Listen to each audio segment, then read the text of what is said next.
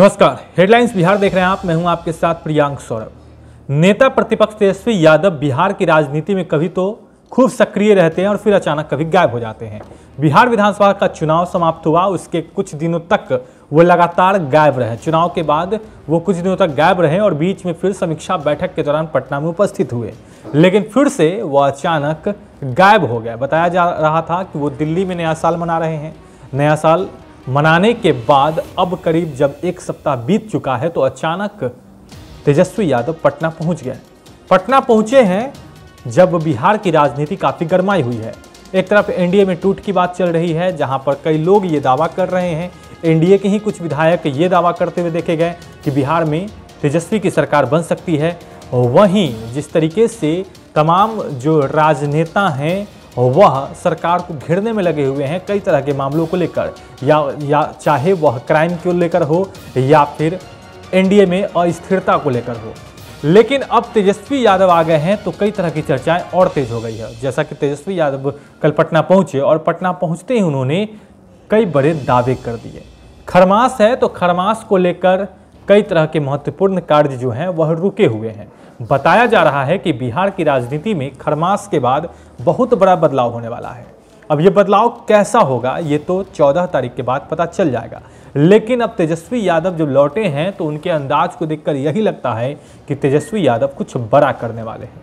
खरमास का इंतजार किया जा रहा है, खरमास खत्म होने का इंतजार किया जा रहा है, लेकिन उससे पहले 11 जनवरी और 15 जनवरी को तेजस्वी यादव बैठक करने वाले हैं। तमाम नेताओं के साथ, उनके जो पार्टी के तमाम सीनियर नेता हैं या फिर तमाम कार्यकर्ता हैं, उनके साथ भी वो बैठक करेंगे, बातचीत करेंगे। किन मसलों पर बातचीत होगी ये भी हम आपको बताएंगे। लेकिन एक बड़ी बात यह है कि तेजस्वी यादव उसके बाद धन्यवाद यात्रा पर निकल रहे हैं। धन्यवाद यात्रा पर जाएंगे। बिहार विधानसभा चुनाव में इस बार उन्हें काफ़ी समर्थन मिला है तब बिहार की जनता की तरफ से, तो अब वह जनता के बीच जाएंगे, धन्यवाद यात्रा करेंगे। इस धन्यवाद यात्रा को लेकर भी जो सत्ता पक्ष के लोग हैं वह तेजस्वी यादव को घेर रहे हैं।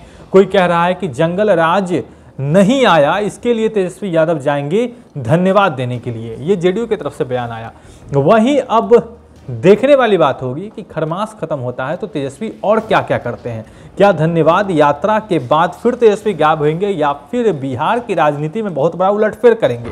क्योंकि एक और सोचने वाली बात है कि एक तरफ लगातार ये बातें कही जा रही थी कि खरमास के बाद जो बिहार सरकार है उसमें मंत्रिमंडल का विस्तार किया जाएगा, लेकिन कल नीतीश कुमार ने यह भी साफ कर दिया कि अब मंत्रिमंडल का विस्तार भी नहीं होने वाला है।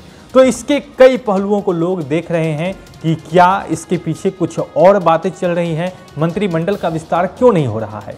खैर, ये तो आने वाले वक्त में पता चलेगा। 14 जनवरी बस अब कुछ ही दिन शेष हैं। जब खरमास खत्म होगा तो उसके बाद बहुत दावे किए जा रहे थे तमाम राजनीतिक दलों की तरफ से, वह सब भी देखने को मिलेगा कि इन दावों में कितनी सच्चाई है। श्याम रजक बता रहे थे कि वो 17 जेडीयू के विधायक उनके संपर्क में हैं, तो कांग्रेस के ही पूर्व विधायक बता रहे थे कि कई कांग्रेस के जो विधायक हैं वह जेडीयू में जाने वाले हैं, एनडीए में शामिल होने वाले हैं। तो बहुत तरह के कयास लगाए जा रहे हैं और देखने वाली बात होगी कि अब इस खरमास के बाद इन कयासों में कितनी सच्चाई होती है और तेजस्वी यादव कितना धमाका कर पाते हैं। अब बढ़ रहे हेडलाइंस बिहार के साथ। आपका बहुत बहुत शुक्रिया।